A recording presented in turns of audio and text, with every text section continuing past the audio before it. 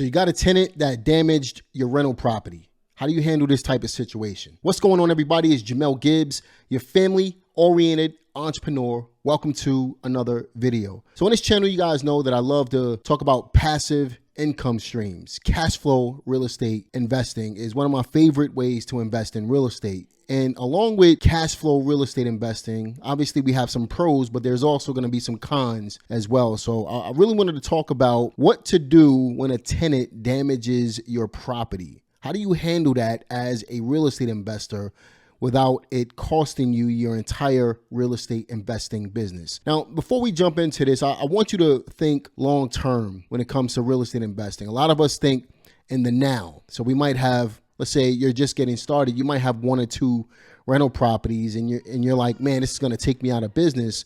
But how would you handle this if you had 10 times the amount of rental properties? Well, there's three things that I want to encourage you to do, especially if you're brand new to real estate investing, and moving forward, make it part of your standard operating procedure to incorporate what I'm going to talk about in order to be able to, number one, eliminate your headaches long term, but also know how to handle certain types of situations, because at the end of the day, we're in the people business. So what do you do when a tenant destroys your property? A couple of things you can do. Number one, you can make sure that you collect enough security from the tenant right up front. Okay, now a lot of times the security deposit is not going to cover the damage if the tenant totally destroys your rental property. But at the end of the day, that's going to cover some of it. So what you want to do is see what the max amount is that you can collect from somebody up front, so that if they damage your rental property, you can, number one, keep the security deposit because of the damage. I'm going to talk about that in just a minute. But also what's going to happen is the more money somebody puts into a property, the less likely they are to damage the property. So number one, find out what the maximum amount is that you can legally collect from somebody before they actually move into your property as a tenant. The second thing that I do is I make sure that all of my tenants have rental property insurance. So if they damage any part of my property, let's say I'm coming out of pocket to fix something, it costs me a lot of money in order to be able to get it fixed, I can then file a claim against the rental property insurance and have them take care of the bid for me. So they're essentially fixing the house, fixing the problem for me, especially when it's above and beyond what the security deposit will cover. So number one, I'm going to collect as much money up front as possible. Number two, I'm also going to make sure that each and every single tenant that moves into any of my properties, they have rental property insurance. And if that doesn't cover enough, you still have homeowners insurance on your rental properties, which will cover the difference for you as well. Number three, now let's just say, for example, a tenant, they damage your property, or they're paying late on rent and they have late fees, or the tenant is just not being a good tenant. It's costing you money at the end of the day. What you can do is you can charge the tenant with those additional fees, with that additional money that's coming out of your pocket as additional rent. And this way, if they don't pay it, you can leave that for grounds for eviction. But you have to make sure that this is written in your lease agreement. So late fees, for example, become, if they don't pay it, it becomes additional rent at the end of their lease.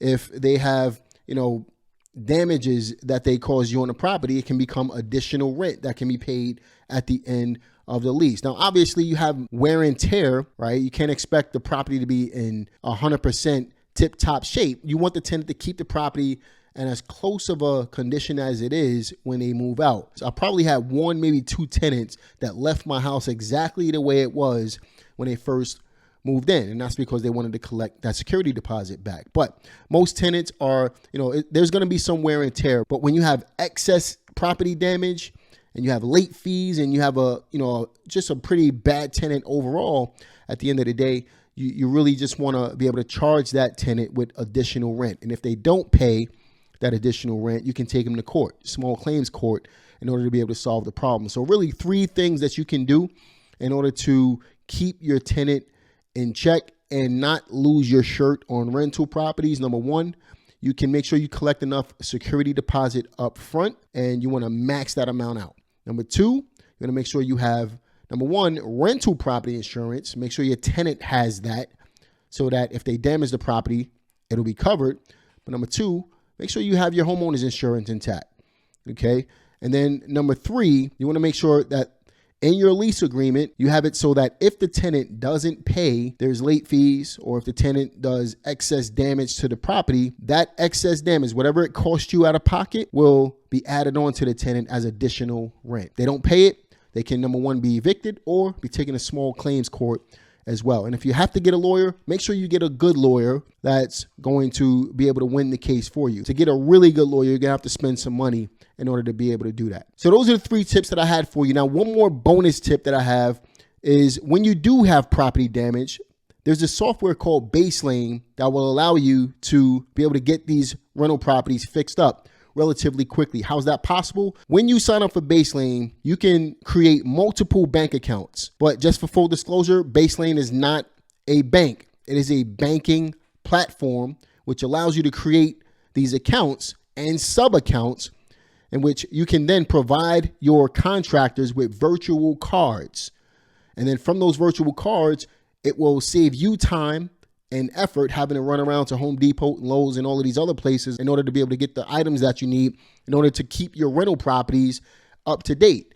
But Baselane, what it allows you to do is create multiple accounts. So let's say, for example, I set up a Baselane account, and you can do that using a link in the description box below. Once you set up your Baselane account, you set up a business bank account on this business banking platform. Then from there, what you do is you create a sub account. So let's say I have a main bank account in Baselane for my main business, but then under that main business, I have sub accounts for each rental property that I want to operate within the Baselane platform. So let's say I have 123 Main Street, 124 Main Street, 125 Main Street. What I can do is create sub accounts for each property.